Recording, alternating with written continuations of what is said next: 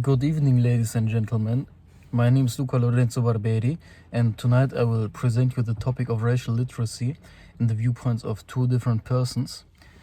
The first person, which I want to introduce to you, is Liz. Liz is an immigrant from Nigeria who emigrated to the United States, especially to San Francisco, a very big city in California.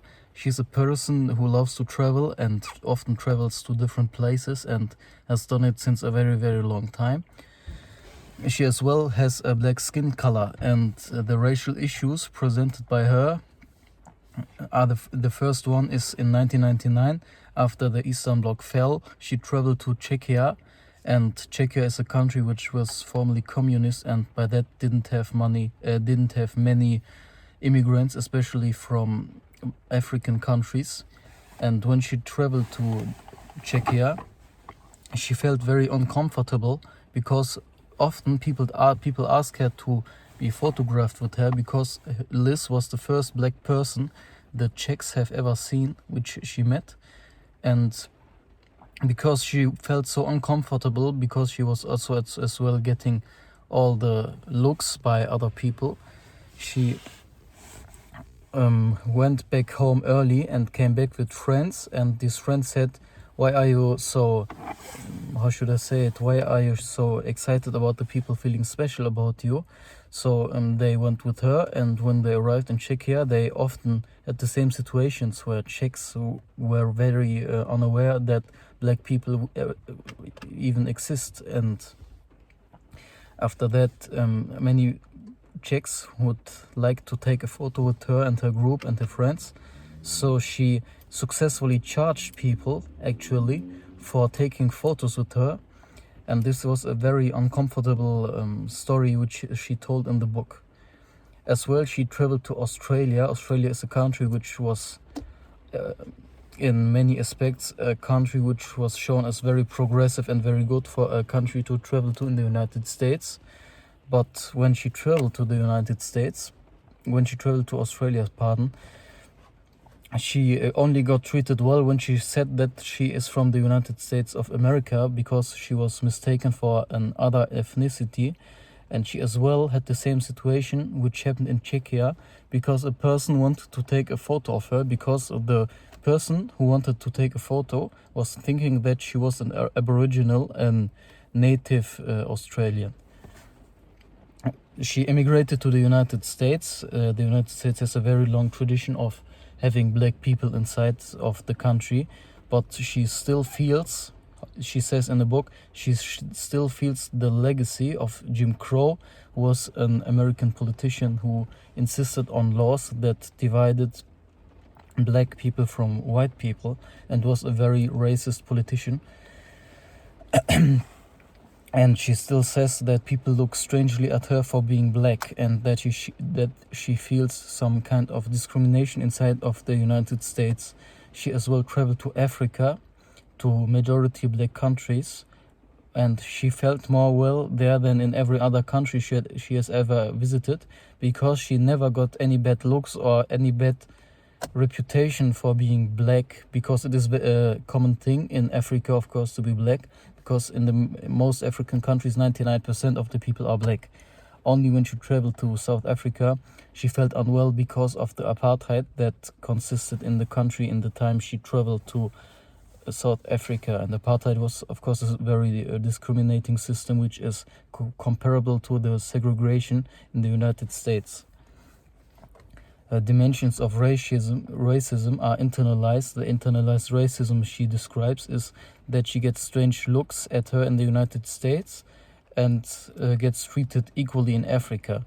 So she says that basically because of her skin color, because she is black, not like me white, she gets strange looks in the United States but gets treated equally in African countries. The interpersonal racism experiences she described in the book is that she got treated better in Australia when she said that she is American, and the systemic racism she experienced is a system in South Africa where the system of apartheid was still active. And her reaction to racism was that in Czechia she felt very uncomfortable and left her travel early. Czechia is a country that is very distant from the United States, so it is not a very easy decision to go back. But she came back with friends because she felt stronger. And she as well does not travel to places anymore where she expects racism. For example, there's a very big magazine in the United States which every year publishes a list of must-go to travel places, but she never wants to go there because she as well tries to avoid the racism. And she as well dislikes Australia because of the racist bias of Australians she has felt.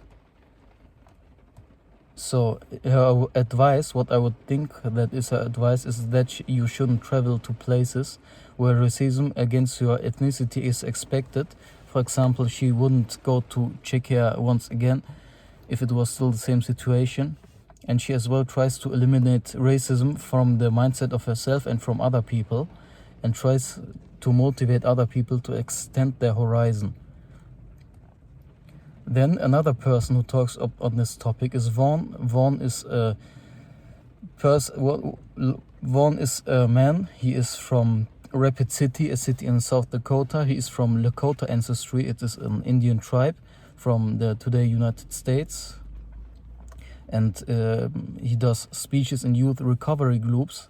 And he as well grew up in a very poor family, in a very poor environment. And his racial issues are that the others think that the Lakota culture consists only of poverty, which he thinks it isn't, because if he looks at his culture, he finds many positive aspects which are very ethical for him and have led him to another better life, which he stands out of poverty. And he as well sees his brother-in-law as a person who distrusts the police because he looks at them as a white institution. His brother-in-law is a person who is very critical of the police, distrusts them, and never goes to the police to clear any problems. And as well, many Lakota people identify themselves with the artificial poverty culture as well a problem which Vaughn sees in his life because he is as well from the Lakota tribe. His dimensions of racism which he has experienced is the internalized racism. In this case, it is the statement that Lakota culture consists solely on poverty, which is not the case after Vaughn. His interpersonal experience of racism is that the police should be a white institution and isn't trustworthy. This is a behavior he has seen at his brother-in-law. And the institutional racism he has seen is that the school system doesn't educate enough on this topic of racism, so that people are expected to see racism elsewhere. So they are very surprised when racism occurs.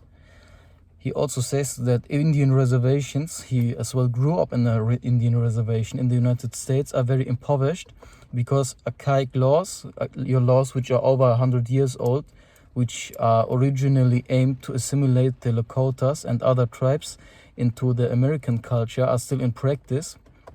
For example, in his county, there is the practice of boarding schools. These are schools which aim to convert the children of the Lakota tribe into Americans. This is as well an assimilation attempt. If the parents would not send their kids to the boarding school, they wouldn't get any more food rations. This is a practice that has been active since the 1870s. And the systemic dimension of racism he experienced is that a very high proportion of the prisoners in the United States are Native Americans. So he thinks that there are some ways which are not right by judges, by the judicative of the country. His reaction to racism is that he engages in politics for equality of all people, especially for the Lakota tribe, of course, because he's a member of the Lakota tribe. He is as well the chair of the Community Advisory Committee. It is a committee that exists in his country, in his city, and he as well holds speeches against poverty caused by prejudices and other things against the Lakota culture. And his advice, what I think would be his advice, is that he wants to find positive aspects in cultures that are seen negatively. For example, his own culture, the Lakota culture, is seen very negatively as a culture of poverty in the United States. So he wants to change that. He as well wants you to engage yourself politically because he does give an example, a very good example. He is very engaged in the politics, and politics is as well a very big part of his life. He as well wants that people are researching about their own culture, because he researched about the Lakota culture. He could find many ways that are leading to a very ethical life. And now I will compare the quotes. I will compare the standing points of Liz and of Vaughn. Liz is a person who has never said anything about politics. She isn't very political active, she said in her in the book. But Vaughn is a very political active person. I am on the side of Vaughn in this point, because I think that only with acting up in politics could change some things like racism. We have seen this in the past with people like Martin Luther King or Malcolm X changing the United States as a country because they stood up against racism. So I think that Vaughn is right to be politically active on all scales against racism. Liz as well averts problems while Vaughn talks about problems. For example, when Liz was in Czechia in 1999 and she felt uncomfortable with the racism, she didn't talk with the native Czechs about this problem, but she rather went home. But Vaughn, if he was in the same situation and getting somewhat discriminated, something like getting looked at bad or something, he would talk about this problem with the local Czechs, even if there were some problems. And as you can see in his political life, he also engages in political discussions. And something else, he tries to change other people. And this is a point that Liz doesn't do, because she is very focused on changing herself. She is, I would say, a rather introverted person. She as well does her travels, which she likes to do, does it alone, and she never takes people with her. It was a very rare thing for her to go to Czechia again with her kids, with her friends, while Vaughn is a person who's focused on changing others as well as himself, because he's politically active and holds speeches against racism, against economic problems. So it is linked to changing others instead of focusing on changing oneself. But a common thing of both are that they are both against racism, which you can see in their texts. They are just trying to defeat it in another way. But I personally think that Vaughn, with his points, is on a better side than Liz. They as well try to embrace different ways of clearing the problem, but just as I said, I think that Vaughn is a person, in my opinion, Vaughn has more righteousness on his side. And they are both from a US minority. For example, Liz is a person who is a first-generation immigrant. She's an Afro-American. And Vaughn is a person who is from the Lakota tribe, a very small tribe in the United States. He is from the Native Americans. And the conclusion I want to say is, Vaughn says in one point about his brother-in-law, you are imprisoned by this distrust, you are imprisoned by this fear, which says many things about himself. It shows himself as a very open-minded person. It shows himself as a person who is trying to change others, but not so focused on changing himself, because he thinks that he himself is on a very good way. This shows as well that he is very neutral towards the former oppressors, the United States, as he doesn't talk bad about the United States, and is in the establishment of the United States. he tries to reform the country and is very open-minded. And on the other side, Liz says that she wouldn't go to any of these places which are getting named in this list, which I told earlier. And this shows that she doesn't like to get confronted with the racism, and tries to find oases of well-being, and does not, however, try to effectively try to change the problem. And with this video, I hope that I have somehow cleared you up over racial literacy, and I wish you a good night. Bye.